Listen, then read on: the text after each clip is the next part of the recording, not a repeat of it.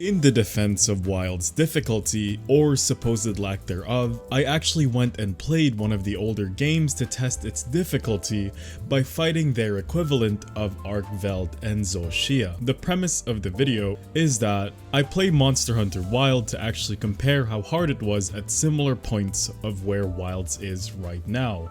More specifically, its first title update. I did 2 hunts where I fought the Nergigante, which I think is the most analogous to the Arkveld in terms of when you fight it, and the flow in terms of combat. Then to compare the high rank final fight, I also fought the Xeno'Jiiva, which is the stand-in for Zoh Shia, to see the relative difference of difficulty at that point in the game compared to Wild's. The rules of this challenge is that the gear I use in World must not exceed the current point of the game of when the fight is supposed to take place. For example, no using rarity 9 gear when in the game's progression only rarity 6 items are available. I also don't use any of the new moves introduced in Iceborne, most specifically the Clutch Claw tenderizing mechanic and any new Slinger Burst or Clutch Claw combos that have been added since Iceborne. The purpose of this challenge is to see if players were blinded in comparing Wilds against the final version of its predecessor, which was Monster Hunter World, considering how it already has its expansion and its endgame content available, which obviously is supposed to be the hardest. This version of the comparison examines both the endgame versions of the base game of World and Wilds at a similar point in time, its first title updates, for a more accurate comparison of the difference in difficulty. For Nergigante, I noted the weakness to Thunder and built for the Kirin dual swords. For the armor, I used the Kirin head and Kirin arms for the Thunder attack boost, the Diablos waist for the stamina surge because I am using dual blades, and the Kushala legs with Lagiana chest for evade extender. Then I slotted for maximum Thunder attack and used an evasion charm just for the comfort of having a good length for my dodges. For the mantles, I was an idiot and forgot to bring any useful ones. I forgot to swap out the fireproof mantle, which is obviously useless in this fight, and realized that I couldn't use the temporal mantle as it came after a few title updates with Lunastra, which technically would not qualify as base game or within title update 1, which is where Wilds is at currently. The Nergigante fight was not too difficult aside from a few moments of that wasn't supposed to hit me. When it fully grew its spikes, I would keep bouncing off on the front forearms, so after breaking the tail, I just mainly focused on the back legs, which provided less DPS but was more convenient as to not constantly bounce. I did try to break its horn and arms when they were soft, but he died too soon for me to actually break all its parts. Overall, despite me not using mantles, flash bombs, and no dragon element for the dragon blight, the fight did not feel hard. In fact, it felt similar to an average non-tempered Arkveld fight. His moves were very telegraphed with long windups, and it had a lot of downtime between their attacks. I could even note that Arkveld and Gormagala felt slightly harder due to them not having as much downtime between their attacks, which made it hard for me to add in extra DPS between attacks.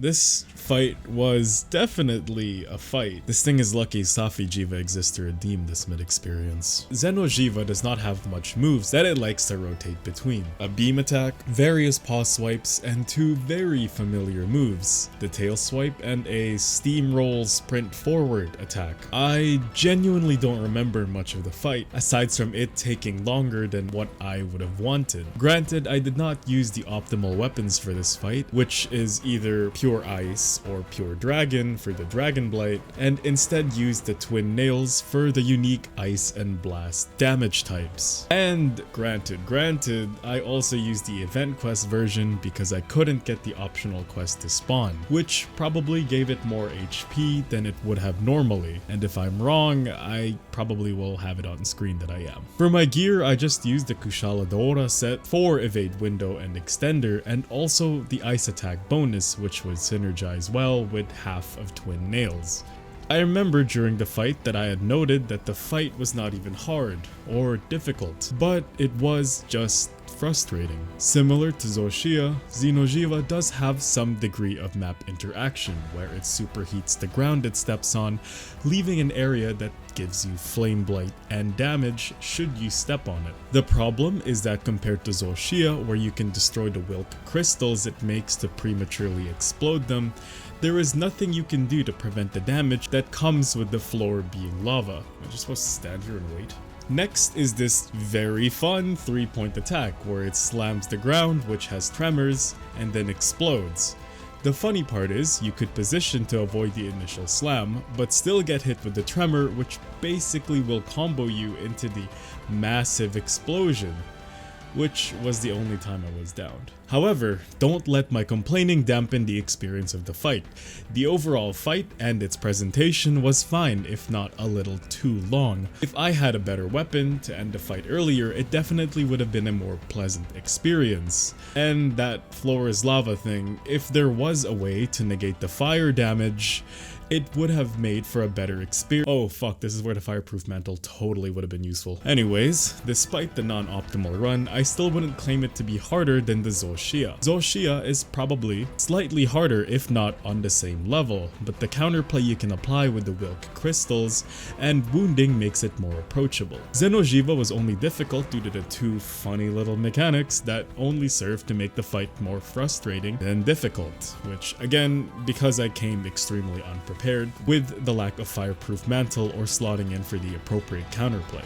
In conclusion, at similar points in time in the game, its first title update, both the game's difficulty feels similar. If you've played Wilds after years of Iceborne or Sunbreak, you might be underestimating how simple World was in its early state as well. The only reason Wilds feels easier, at least for me, is the various number of quality of life changes that Wilds has, with the ability to gather from range and having the Secret, which is essentially the better version of Tail Raiders. However, the core of the fighting itself still feels similar. Despite the fact that my equipment was suboptimal, knowledge of when to dodge, where to dodge, and how to capitalize for damage played a bigger role in the dynamic and difficulty of the fight, rather than adding HP values, which just made the fight feel like a drag. Maybe veteran players just need to realize that already being familiar with the game's mechanics and combos makes it so any new content, especially ones that are not even designed to be challenges yet,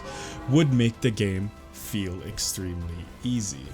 To summarize, the game is meant to be easy, even more so if you're already familiar with the game's mechanics. While yes, the grind itself has been streamlined, the fighting aspect of the game still remains challenging. This will probably be the last video I make regarding the game's difficulty, as I hope the comparisons I've shown here will shed some light as to why pre-expansion Wilds feels easy, because pre-expansion World was too. Thank you so much for watching, and remember to drink plenty of water.